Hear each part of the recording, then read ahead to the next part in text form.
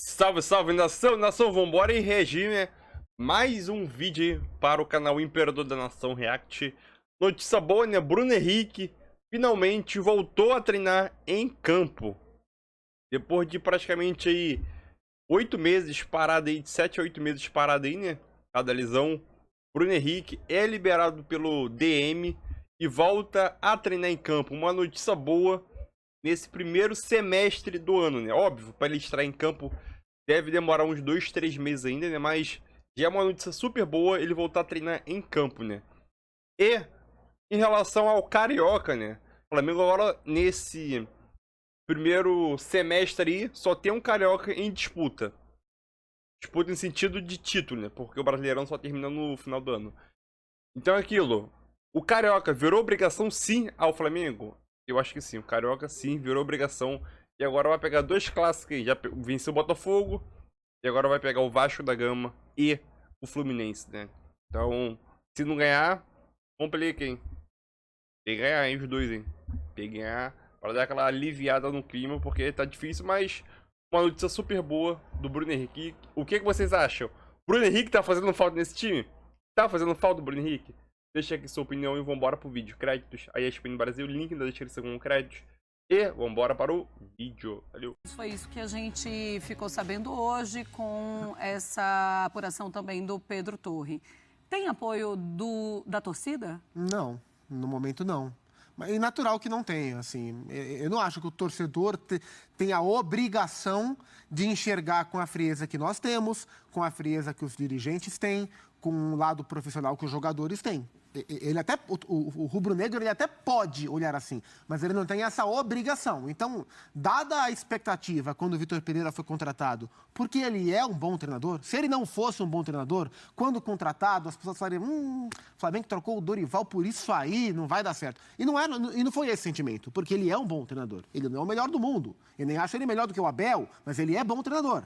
Então, dada a expectativa quando ele foi contratado, e dados os primeiros resultados decorrentes das atuações, né? Então não foram resultados aleatórios, foram resultados decorrentes das atuações, é claro que o torcedor, de maneira geral, aquele que não tem compromisso com o lado racional, ele tá pé da vida. Ele acha que esse cara não vai dar certo, ele quer esse cara longe do Flamengo.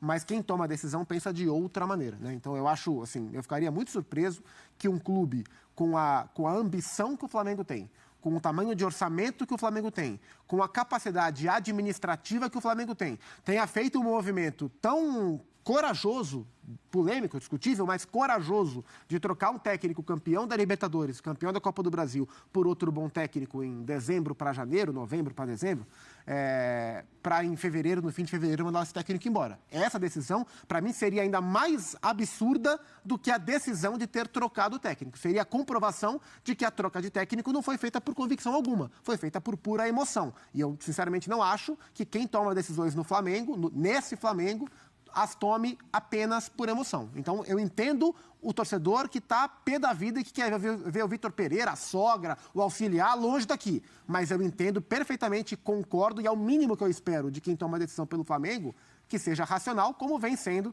como pelo menos nas palavras foi o presidente Landim. Foi uma mudança polêmica, André, e que tinha definições muito importantes em curtíssimo prazo. Supercopa, o Mundial e a Recopa. E agora o Flamengo entra naquele momento de médio e... Ok, o Carioca tá meio aí, mas vai, médio e longo prazo.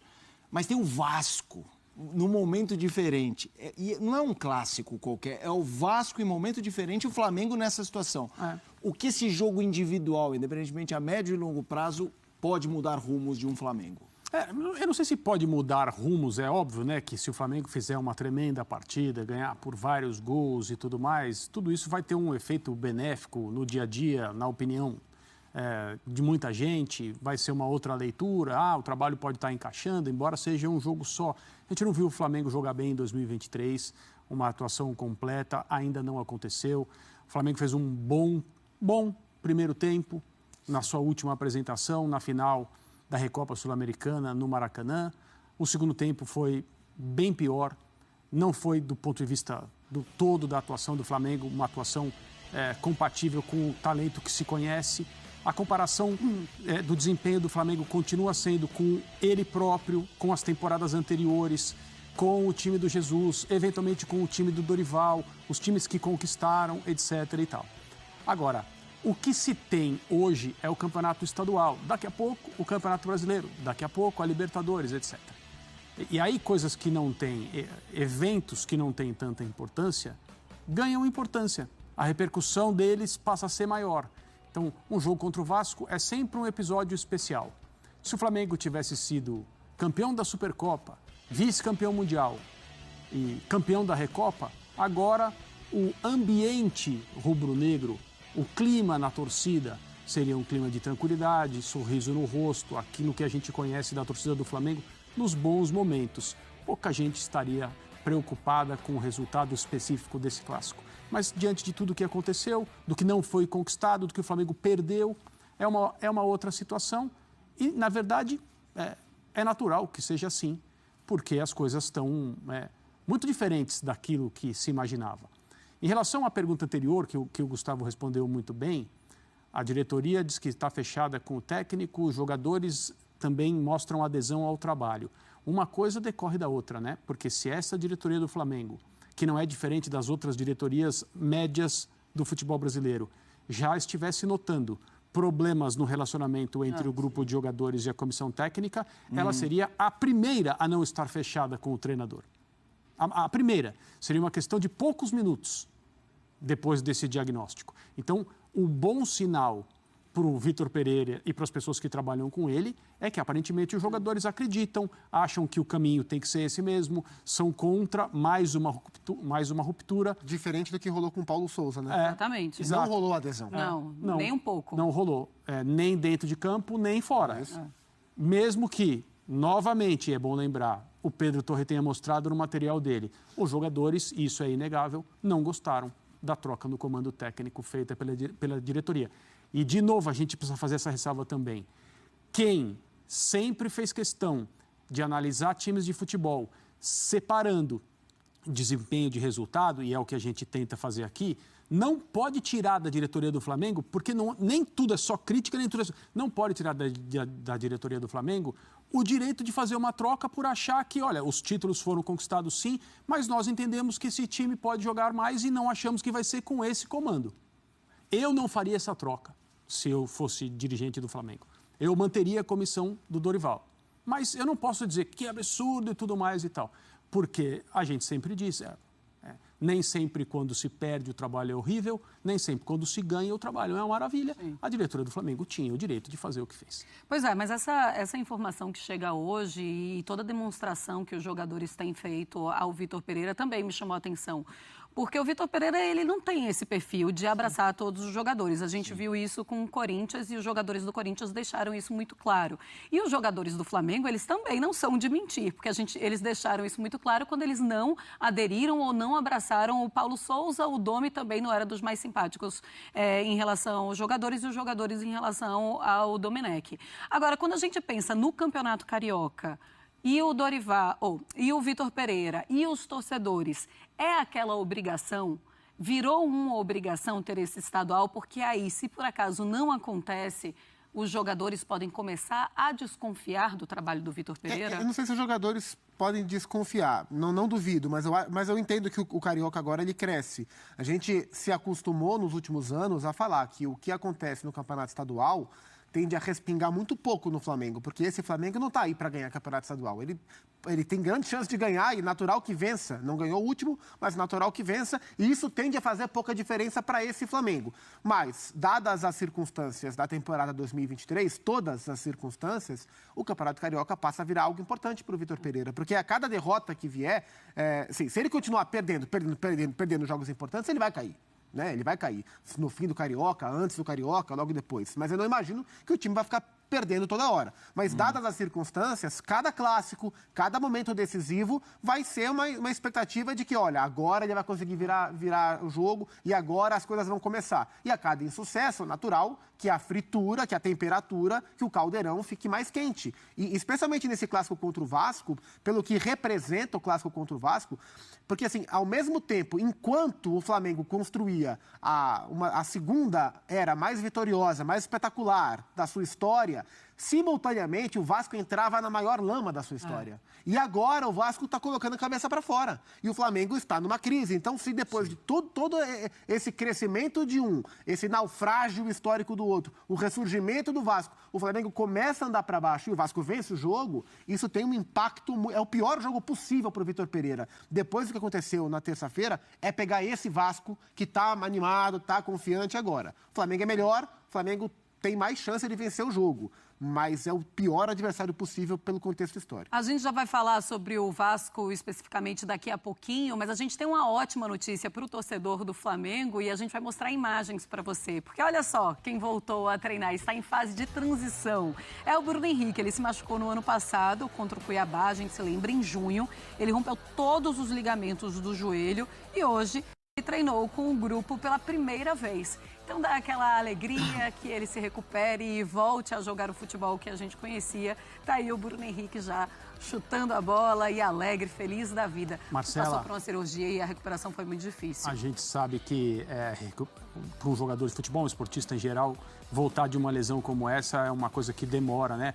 Alguns têm uma condição melhor, por exemplo, o Ibrahimovic, com quase 40 anos, voltou em 6 meses a jogar. Kevin Durant, exato, volta e tal. bem. Mas assim, em média, é um negócio longo, o jogador perde um ano inteiro, no mínimo, né?